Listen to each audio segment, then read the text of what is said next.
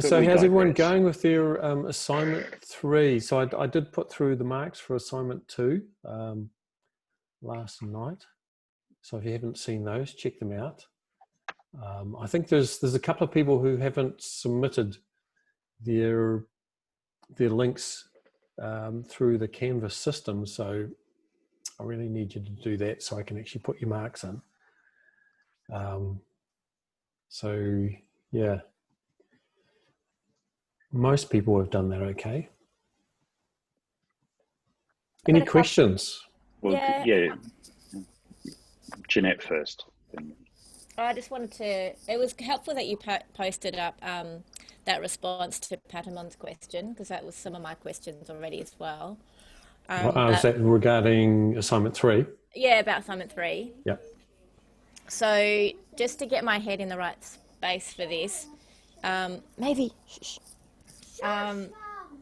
I am just wanting to check that we, oh gosh, this is really hard to concentrate with kids. I'll try and, shh, I'll talk quietly, shh, shh. Everyone's in meetings at the same time. Yeah. Can you hear me if I talk quietly? Yeah, that's okay. So we do a sort of a live presentation. Is it a 10-minute presentation again?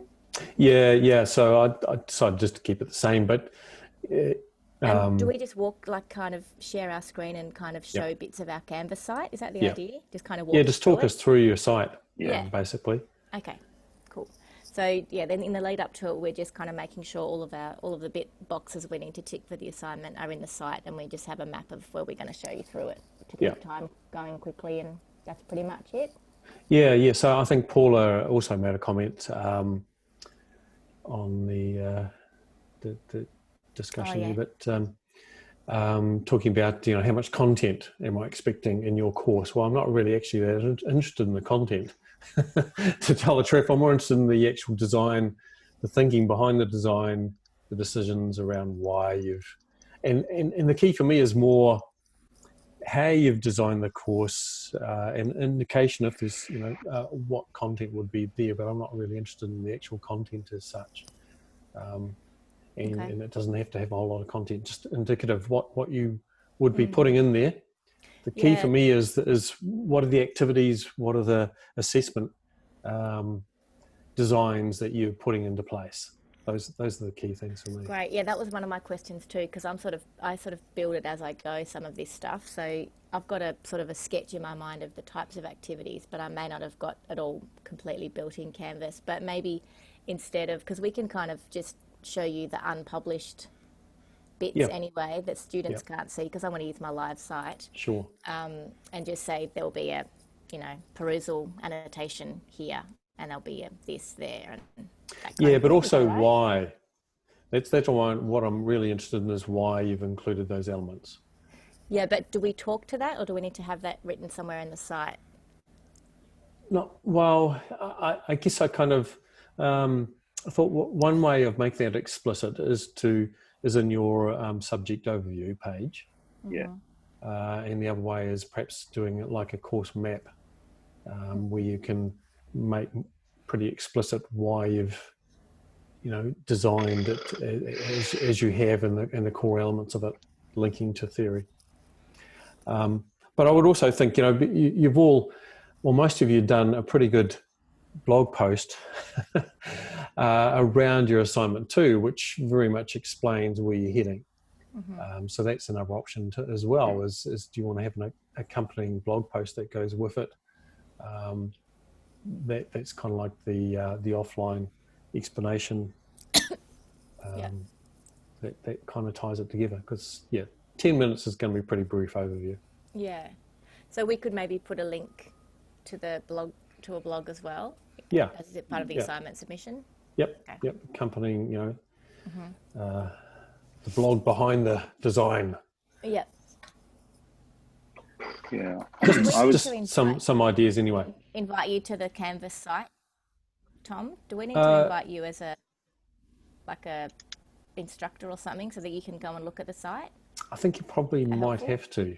Yeah. Yeah. Okay. Yeah. One thing that you can do just suggesting what I did. I think we were giving a playpen Canvas site. Yep. So I'm redesigning this course, which is a live course right now.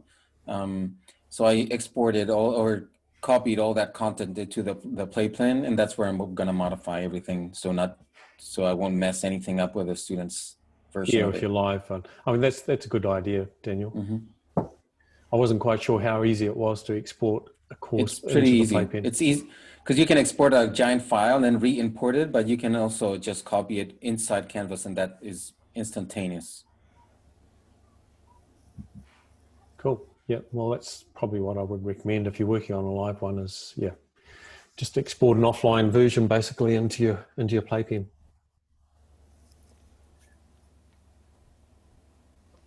Yeah, I'm in the intriguing situation where I'm also working with a live subject, and it's through the University of Sydney, not the University of Melbourne. It's a much wide collaboration. So, but it is on Canvas, and so I have sort of three options for organising a login for you, Thomas. I'll be exploring those with the administrators over the coming week. That's where an LMS becomes really problematic. Is access beyond one institution.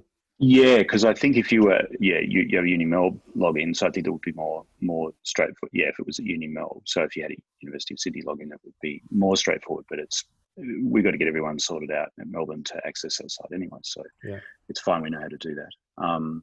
The other thing was, the site is sort of a template. So I'll certainly be including my commentary and the subject overview, because there's only a couple of sort of free pages other than the modules and the assessments and study guide and things like that. So, and I could put some stuff in the study guide too, but I was thinking of putting, the sort of description of what's going on, and then the link to the blog's a good idea. I hadn't thought of that, so I'll put it in there.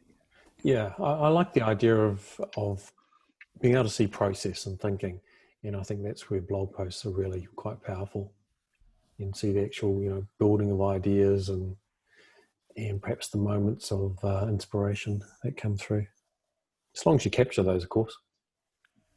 Lyle, have you used the external user tool in Canvas before? So you're talking to Lyle, sorry. Yeah, like for adding Tom?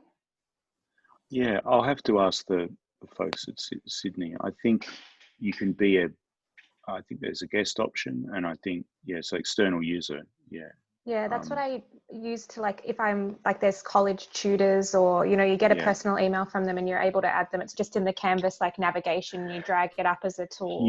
Yeah. So that's what I'm thinking, is that there is probably a way, because if I want to give Thomas sort of instructor access, where you can not only or student access, then your details, they'll have to create an account at University of Sydney. But I thought that there was either a guest or external user where you can go and look at it. You just can't really do anything. You can't submit anything. You can't change anything. Yeah. And I think that the requirements for that are less. I mean, to be honest, to create an account at the University of Sydney to use this facility, they only need two things: an email, but they insist on your date of birth as well. So I always get people to correspond directly with the administrators in Sydney, because I really want people's personal information on email. But it's not like setting up a primary account at your home institution where you get all the other access to IT. It's really just to get into Canvas. So so that's. But I'm confident today. Maybe once I've asked them, I'll be less confident. But we've had a lot of struggles with trying to get students and staff and tutors at every level sorted out on that system. And what strikes fear into my heart is trying to do something new. But this is not something new, so there's got to be a way. Oh, they're not using just Gradescope. Mean anything to you guys? So Gradescope is an alternative marking tool to SpeedGrader. So in the olden days, turn it in, and you could sort of mark things through, turn it in, and then the Canvas uses SpeedGrader, and my colleagues were ranting about Gradescope. And so I went to a tutorial run by the manufacturers and that sort of thing.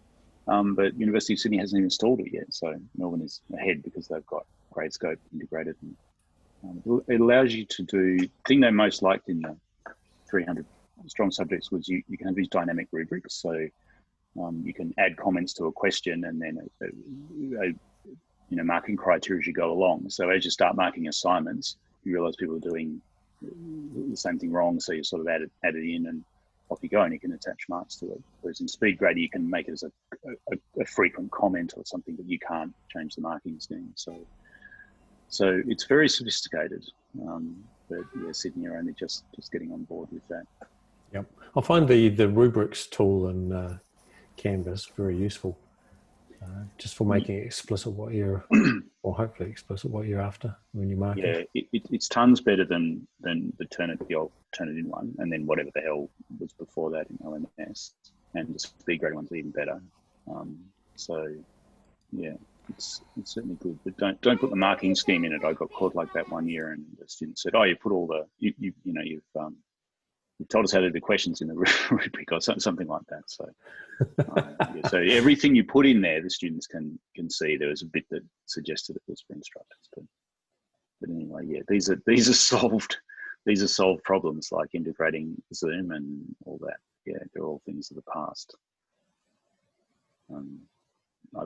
Who knows what the challenges at the moment are, but that's for the administrators.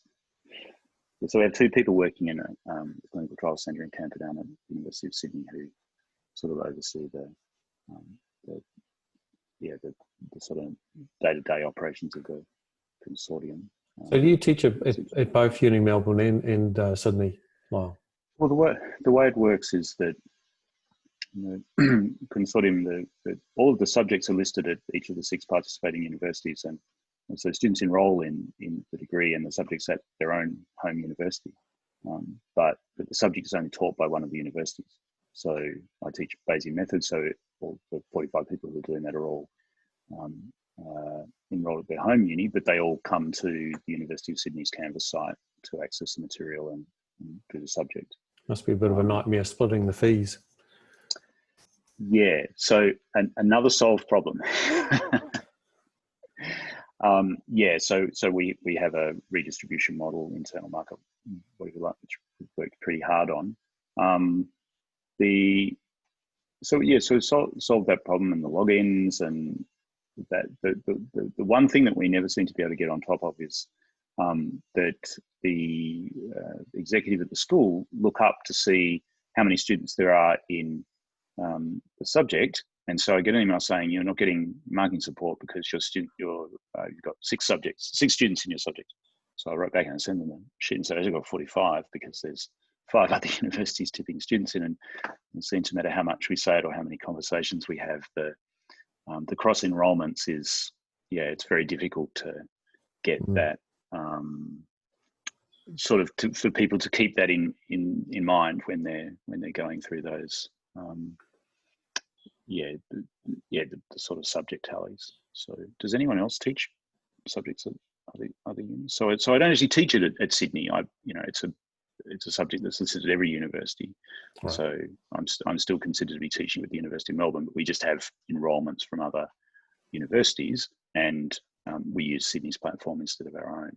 Well, I do have websites for all the Canvas sites for all of these subjects at the University of Melbourne, but they're dormant. We don't use them, but they're all created, and I assume at other universities they all have websites for these. But has anyone else got cross enrollments or no? Yeah, I suppose I do, but not through official university channels. So when I run a CMOOC, it's open to anyone. But then I don't use an institutional system. I use WordPress and a self-hosted WordPress to administer it. Just takes all that hassle away. But then again, the CMOOCs are not, officially, you don't get any official credit for it. It's just participation and sharing. So it's more about creating a portfolio. Right. And so students are not paying to participate in those subjects? No. So no payment of fees, but then no official credit either. It's creating a community, a network, an experience. Any other burning questions from anyone? Put up a post a response to your announcement, actually, which is the wrong place. Sorry, Tom. But it was just a follow-on question from Paula's. So you don't want us to put in extra information into Canvas that we wouldn't normally put there for the benefit of students, like extra explanatory information will either be in that course map or in our blog. Yeah. Yeah. Like, so when I've got a tutorial, I don't normally tell the students how I'm going to teach the tutorial. I tell them what the themes are, what the reading is, what the questions they should think of in advance are. Yeah. And then the activity happens when they get there, which doesn't appear on Canvas, it just appears in the classroom. So in this case, a Zoom tute. So we don't need to explain that on Canvas. That's just in our oral presentation. Yeah, that's right. Yep. And that information comes through in the course map, the ecology of resources, and the blog. Yep. Yeah, that's the idea. And if we have content that we want to put in there that's not created, so I'm kind of reconfiguring a course. So it's a proposal, but it's got bits of content from an actual course. Should I put an indication of where the content would appear that doesn't currently exist? So for example, what I said in my question was I've got like intro videos for each week that we don't currently have. Should I show where that would appear on Canvas, even if it's just an icon or a, you know, something? So yeah, just some sort of placeholder. A placeholder, yeah. So that's good to have. That's what I was going to do too. Yeah. So I don't need the actual video. It's just be what is the video and why. Yeah. What was the point of it? I was going to spell it out to students a bit because I realised after the presentation last week in the blog, I've sort of got two problems. One is what is it about software, which is sort of the content, but the other one is the BCA model is quite old-fashioned with sending out notes. It's sort of like, I forgot to write this in the blog, but it's sort of like a correspondence course, you know, of yesteryear. And so we got a lot of we've got to try and overhaul the model, and so other subjects are people are doing that. They're sort of writing to students saying, well, we're changing the way we do it. But I think that is sort of course specific. So yeah, I'm going to try and do both. Yeah, I mean, when you're doing course redesign, of course, the problem is, you know, how much baggage have you got and how much are you allowed to, you know, even if you want to change it really radically, are you actually allowed to? And so there's going to be certain restrictions around what you can do, and perhaps you just outline those and say, well, you know, ideally I'd do something different, but this is the restriction I've got. Yeah. Well, I think, one of them is something that affects my subject uniquely, which is that the Bayesian software is not in a standard package, and so we have to use special software. So that doesn't affect the other subjects. But the one about what we deliver and how we deliver it, well, that is all the subjects are struggling with that. You know, we've got sort of, I think there's 15 altogether, 15 subjects online. It's quite a lot. They've got to do 12 and they've got a project, but some subjects only run every second year. So we have sort of half dozen electives that complement the sort of 10 or 12 standard ones. So it's a lot of stuff. It's a lot of people chipping away. Now, I did have a very general question for you, Thomas, but I'm hoping I can find the reference. But anyway, I'll give it a go. When I was reading the camp and do a little paper that Paula drew my attention to, I think it was in that paper, I read something like, one of the challenges, and it doubled down now with COVID, is that sort of state-of-the-art theory about education and learning says that it's going to be student-centered, and students sort of form inquiry with their instructors, and they teach each other, and peer marking, you know, Eric Mazur and all that sort of stuff. There's a sense that the students might feel a bit ripped off because we're getting them all together and we're telling them to teach themselves, and that'll be better for them. And we already cop an enormous amount of flack with the BCA fully online, and this is 20 years old. Am I really just paying you to provide access to the website and mark my assignments? And to some extent, that's sort of a timeless question of higher education. But is there a good way to respond to the idea that students will have to do more, but the institutions are probably not going to halve the subject fees? Yeah. See what I'm getting at? So I guess that's where I think the practical approach there is making explicit why. So, you know, Helen, you were sort of saying before that how much background info do you want, you know, should you put into a course? Well, I think if it's a real change in pedagogical approach, then you do need to really scaffold that and make it really explicit to your students. You can't just suddenly change your approach and, you know, go from, say, essay-based behavioural type approaches jump them straight into, you know, constructivist approaches and working in teams on projects, because they're going to go, hey, what the heck, I've got no idea how to do that and why. And as you say, you start building in things like peer marking. They're going, you just, you know, you don't want to work so hard. You want me to do your job? Your job for you. And of course, that's not the driver at all. But you know, when you've got large numbers, you do need to think practically too about workload. But it's trying to make those links explicit for your students, and they're not experts in learning theory. They're not experts in pedagogy, and so you have to make those links explicit for them and say why.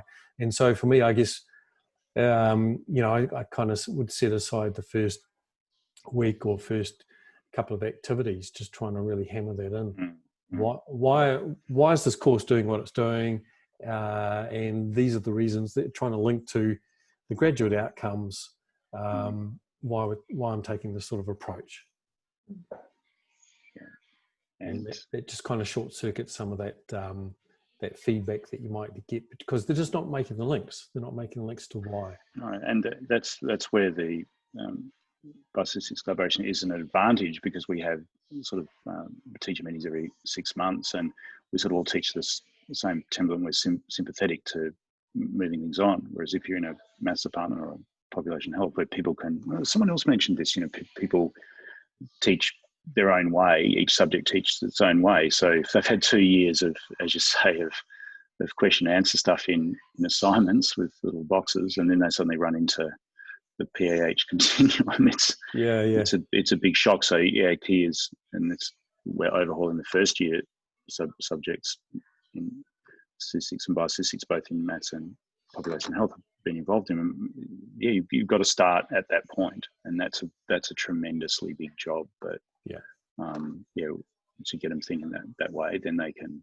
Well, Caitlin's probably got something to say about that, because isn't that their first encounter in mind, body and brain, or whatever it is? So if you can get them sort of thinking about working in groups and sharing with each other, So you know, so we got to do that too. Yeah. So you know, there's always the goal of trying to drive things forward pedagogically, and it's, you know, it's all well founded and well meaning, and it's for the benefit of the students, but you know, sometimes they just don't make those connections. So you know, I can think back to one or two examples in my own teaching where that's happened. You know, I've had students, you know, stand up in the middle of a class and go, you know, I just want to know what I need to know to pass the exam, and all the rest of this stuff, and I don't know why I'm doing it anyway. And so, you know, goes, well, that's my problem for not making those links explicit to them. You know, obviously it was all in my head, but I haven't communicated that to the students as to why. Yeah, and there will always be a small a proportion of resistant or recalcitrant or whatever. Yeah. But I think, if that person who stood up is reflecting the view of the silent majority, then you're right. There is a disconnection going on. A bit of work to do.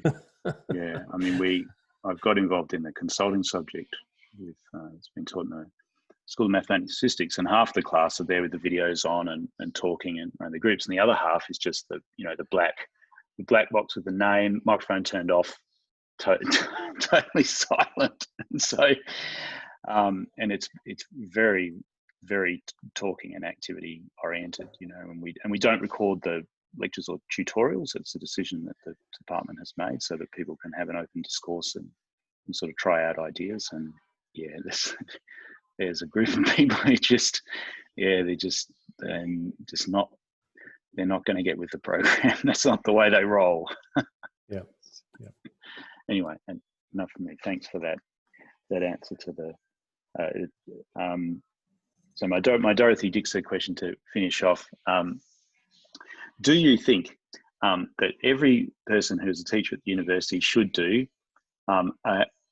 1, 2, 3, or 4 subjects about teaching and learning and education theory, because there are plenty of people teaching who have very little contact with the sort of thing we've seen in the GCUT.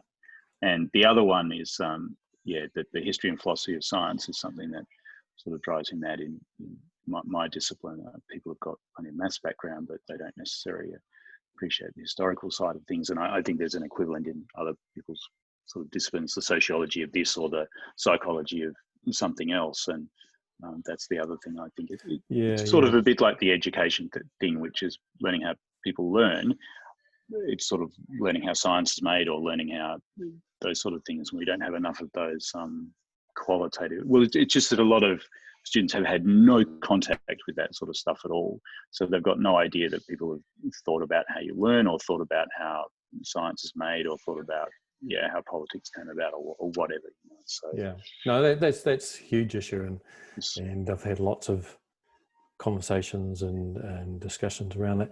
And I guess in my role, that's key to what I do. Is I'm focused on academic professional development. So a lot of my work is really just trying to build trust with people to get to that point or that discussion, or being able to get them to rethink what is your role as an academic lecturer, and to rethink power and relationships with students, etc. And try to get them to that point, which is incredibly difficult and embedded often. So yes, I do think that people should invest in their teaching expertise, because your job as an academic lecturer now is not as the professional of whatever it was. You're no longer a GP or a journalist or an architect or a psychologist. You're actually a teacher now. And so just as you've spent years and years and years developing those skills in that context, in that profession, why are you not spending that sort of effort in being a better teacher? Because that's actually the core of your job now. That's why we're here. Unless all you're interested in is your research, and then I pity your students. But so having those discussions are incredibly important. And it's really interesting, my role. So I get to meet people right across different faculties and different contexts and different disciplines. And one of the funniest ones, actually, Helen, was from architecture. We're meeting with a group of architecture lecturers, and just the classic line was, you've got to understand we're different. Oh yeah. Us architects, we're different. We think differently to everyone else in the university. How many times have I heard that from every discipline? I can't believe you said that, because I actually said that to someone recently, that when you're having discussions in teaching, everybody always argues their discipline is different. So I'm pleased to have it endorsed by the instructor of our final subject in the certificate. It's great, isn't it? So do you have a prepared? Have you got a truly polished sort of Oscar acceptance speech reply to that? Initially, I just kind of ignore it and have a slight, chuckle myself. But hopefully get to the point of building enough trust with people where they actually start to we can learn something from other contexts. But it's always like this little hurdle we have to get over. It would be a good title for a paper, wouldn't it? Why my discipline is different? Why all disciplines are the same except mine, or something like that. Yeah, it also leads into that the idea of signature pedagogies, which I think is a bit of a farce. It's a bit like the digital immigrant. We're different because we can only teach in this specific way, because people can't learn maths unless they actually write it on the whiteboard. It's possible to learn it without actually that physical motion of writing. Okay. It's superficially, well, maybe it's not even superficially plausible. It doesn't stand up to scrutiny. Yeah, it's kind of psychobabble, but anyway. Let me just quickly go to a little bit of screen sharing here and just outline. So just make sure you've checked the assessment 3 pages in the course. So under the module page for week 14 or 13 or whatever it is, so we'll be using Zoom for assignment 3 presentations, 10 minutes max. So I guess we've all kind of learnt that you perhaps need to time things a little bit better. So we can squeeze them all in, and just perhaps, just focus on the key things. Look at taking us through your site, overviewing why you've put certain things in, and particularly the activities and the assessments, the key things that I'm really interested in. I'll create another Google form for peer review and feedback.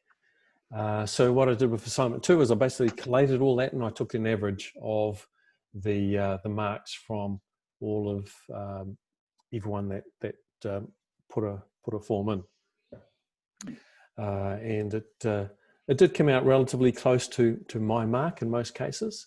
I don't think there was anything that was, once I'd taken the average, there wasn't anything radically wildly different to the mark that I would have given.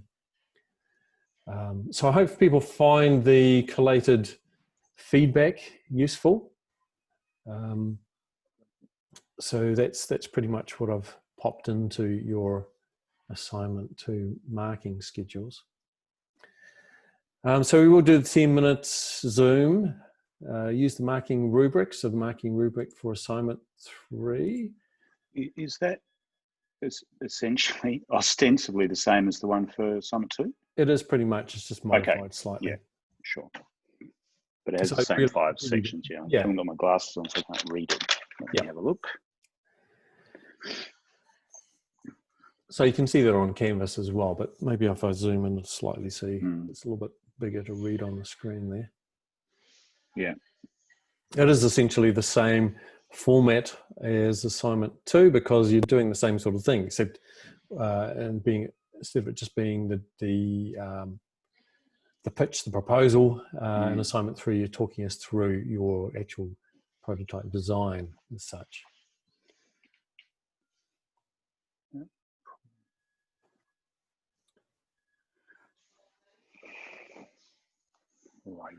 So as far as format goes, I'm pretty open to what you want to use. Whether that's an actual Canvas site, you could design your course using WordPress if you wanted. Even Adobe Spark or Google Sites. I don't really mind, as long as it's online and it's accessible somehow, so that we can have a look through it. Obviously, if you're going to build this into your workflow so you're not working harder, I would suggest, if you're using Canvas or whatever LMS you're using to teach, then use that. So it's something that you can build on, something that you can continue with. You get an actual output you're part of your work from. So I have created a booking schedule again, a page. So the modules, end of week 13, assignment 3 presentation times, is the page there. Notifications should have come through in Canvas, but if they haven't, just to point that out, that's there, and a couple of people have put their names into slots already. So apart from that, there's really just, are there any particular questions?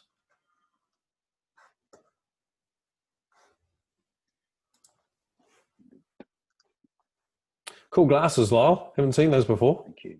No, well, this is the peril of age, isn't it? The passing of time. It is. I'm increasingly having to wear my $10 glasses I bought, for reading. So both both eye specialists and speech specialists have an expression for this is called presbyopia, which is just optic getting old, and presbyphonia is your voice crackling because you're getting old. So there's always a fancy term for just getting old. Or getting hearing loss, presbycusis. Yeah. Yeah, that's right. Yes. Yeah. But for generally most people, it's actually just abuse of their ears, not Yeah. necessarily their age. Well, you're a rock star, Days. Hopefully that didn't have too much of a detrimental effect. Unfortunately, I basically destroyed the hearing in my left ear. And, oh, really? Oh, no. which I didn't actually realize for a number of years until because I was working as a technician for a radio telecom company and putting my engineering into practice and designing a filter for a tape system to take out high frequencies. And I thought, oh, this is working quite well. And testing it out, and one of my colleagues put the headphones on. Yeah. What the heck is that whistling noise? I said, what whistling noise? And turn the headphones around and go, oh, no. Can only hear it in one ear. Oh, that's wow. And it can it... My internet's going slow, so you're breaking up, Lyle.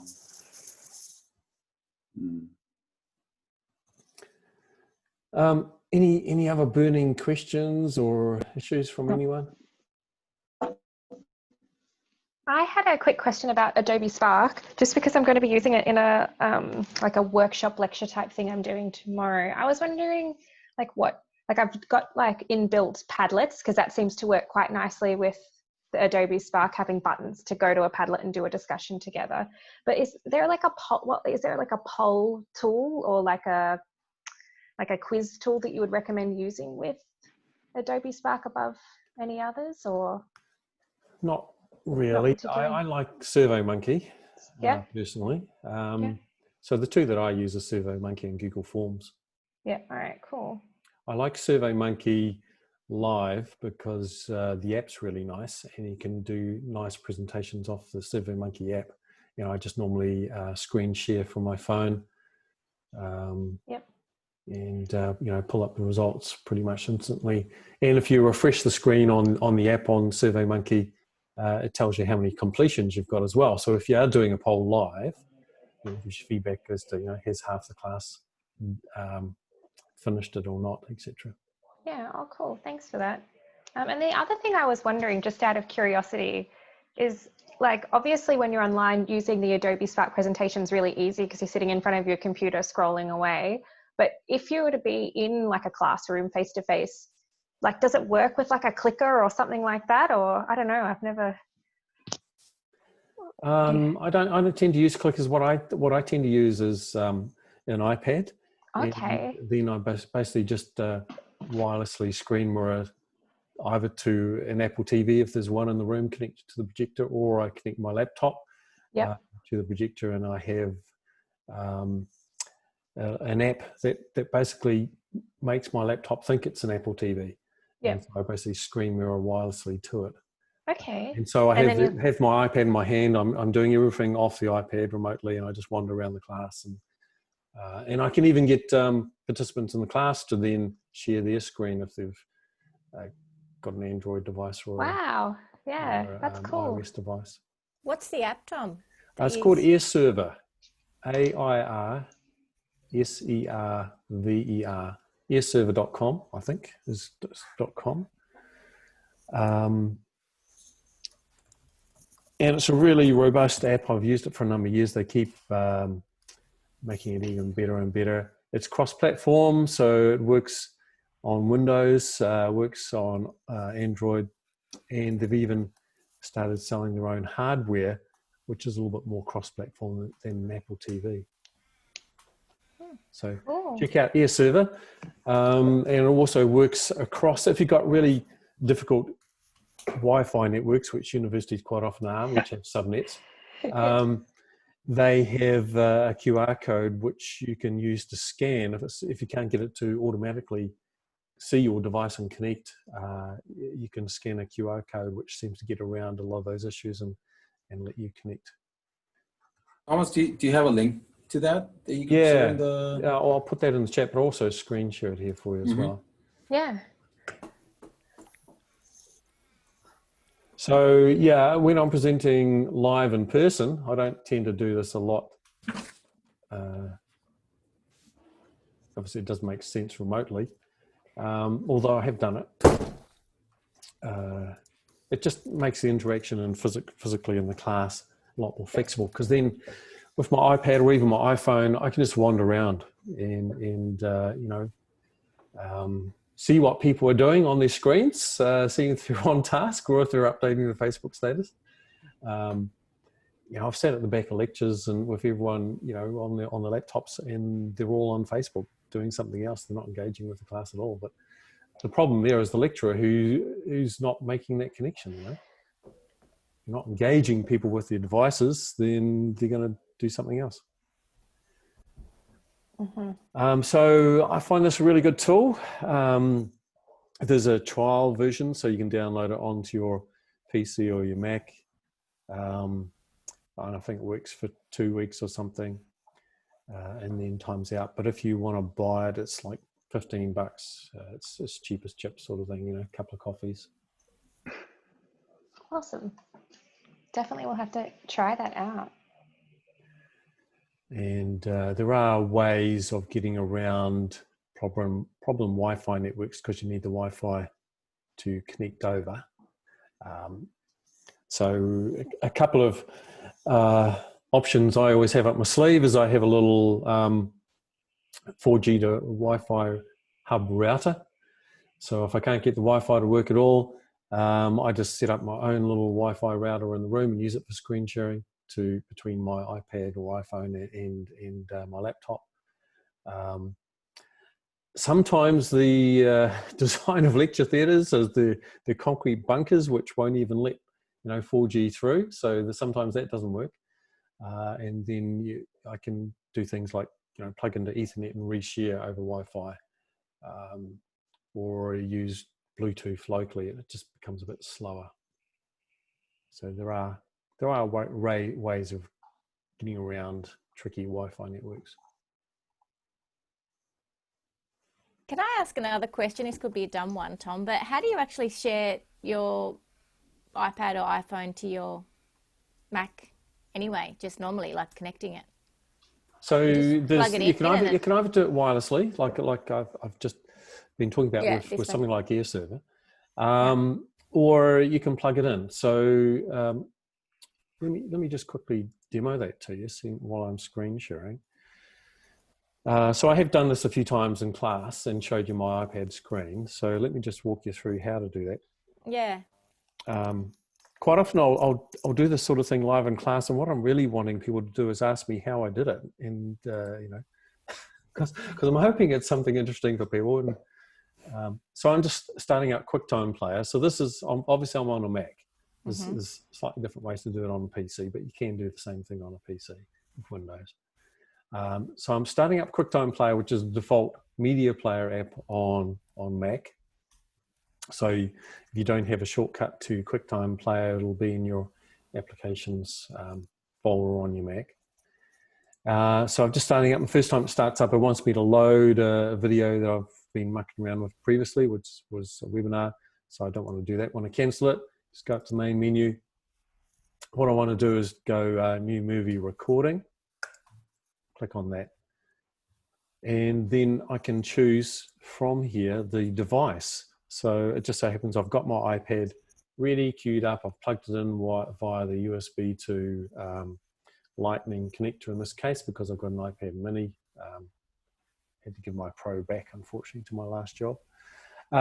So I can choose my iPad mini wired via its charging cable, which is plugged in as the source. And what it basically just does is either use the camera, or in this case, just the screen. So it just mirrors the screen. So anything I do on the screen now comes through on QuickTime. And if I want to take away the annoying background, I can just go into full screen, view full screen. And so you don't see my windows behind there. And now you're just seeing my iPad and whatever apps and stuff I've got open. Just checking out this very cool caravan. Can you go back one step, Tom? I'm trying to follow along with you. I got to new movie recording, but how do I get the actual choose the source? Which bit was that? So, yeah, if I just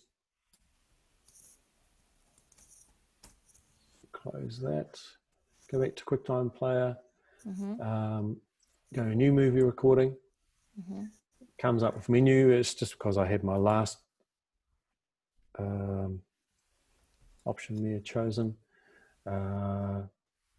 The built-in camera is closed because I've got my off because I've got my laptop actually closed. I've got an external monitor with a webcam. So you go to the record button in QuickTime once you've chosen new movie recording. You see that there's a little arrow, a little drop-down menu where you can choose your source for the video that you're going to record. And so that can either be your webcam, or because I've got my iPad or iPhone actually connected. It lets you choose it. Yeah, comes up. And the same for the audio as well, for the microphone. So if I do that on mine, I've plugged my phone in with a cable and it does, I have the FaceTime or the phone. I didn't know that. I just made the video using the computer camera. I didn't realize you could use the phone. Yeah, it's really useful tool in your toolkit, because then you can do things like actually hit the record and do a demo all off your iPad or your phone, and say, well, and that you might have found that a couple of the initial tutorial videos that I did for you right at the start of the course on how to use some of these apps, I did this way. I just use QuickTime to record the screen of my device, and makes a little nice compressed QuickTime movie that you can, I normally load up to YouTube, but you could just load the file up to Canvas or wherever you want. So even if you just want to share your screen in class, you have to go to that record. Do you have to record, or you just go to that record bit to get You're not actually recording, it's just mirroring at this stage. So if I take my mouse away, there's no recording going until I hit the record button. Yeah. Okay. Cool. So I only use the record feature when I want to record like a little tutorial video, and useful if you're doing sort of flip mode. If you want to do little quick snapshots, how to. So I can do exactly the same thing wirelessly using the AirServer app. So you can see up my menu bar at the top, the AirPlay icon. Actually, this is a new computer. I haven't actually installed the AirServer app on it yet. There would be a second icon up here called AirServer, and it lets me choose the device that I would share wirelessly with it. You said something about the PC. So does QuickTime run on PC, or is it? Yeah, QuickTime does, but to screen mirror, you use a app called, there's quite a few of them around. AirParrot is one I've seen works pretty well. Yeah, because I know you need different video editing tools for the PC, because iMovie, for the Mac is, wow, that's a beast. But yeah, I know you have to move to something else for the PC, but QuickTime is sort of a standard thing on both platforms. Yeah. So AirServer also lets you record the screen. So if you don't want to have to use QuickTime, you can install AirServer on your Mac or your PC, and you can use it to actually record your screen as well and do exactly the same thing. So it's not just a live presentation tool. You get a record option. It's a pretty powerful app for $15 or whatever it is. It also supports Google Cast or Miracast. So if you have, no one has a Windows phone anymore, but if you did, you could use Miracast. And if you prefer to use Google Cast, just because some of the apps on Android support that, are embedded really well, then you can use that with AirServer. So it's a really powerful cross-platform tool. The other thing that AirServer does that an Apple TV and QuickTime don't do is you can mirror multiple screens at once. So you can have, I've had like 9 or 10 screens shared at the same time, which is quite a nice way of having real-time collaboration in class. So you can say, okay, you 5 students or whatever, please show me your screen on the projector, and they just join. They just all tile. And it's great for group work as well. If everyone's, if you got an iPad, a tablet, a smartphone, or a laptop. So just a little helpful hint there.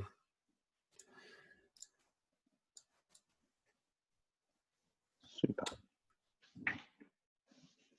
Okay. I don't want to take up any more of people's time than we need, but any other questions? Not from me. That was really helpful. Thanks, Tom. Yeah, helpful. Yeah, that's great. Thanks. Okay, I've been enjoying reading your blog posts. I liked your latest one, Daniel. It's really interesting to learn a bit of your background. Yeah, so I'm finding those really interesting, and you're doing great work, which is fantastic. I can see some really cool course redesigns or course developments coming out of this, which is fantastic. So great work. That's great. Thank you. Okay, well, we'll finish off there. Yeah. See you next time. Catch you next week, and you know, keep on working, keep on doing those blog posts and comments. Thanks all. Right. Thanks everyone. And Bye-bye. tweeting, Lyle. Bye, Next everyone. tweet. Oh, come on. Yeah, I need the university to make another Amber claim about job losses so I can fire up. Yeah. All right, promise one. Yeah, at least one by next week. Okay. See you all. See you later.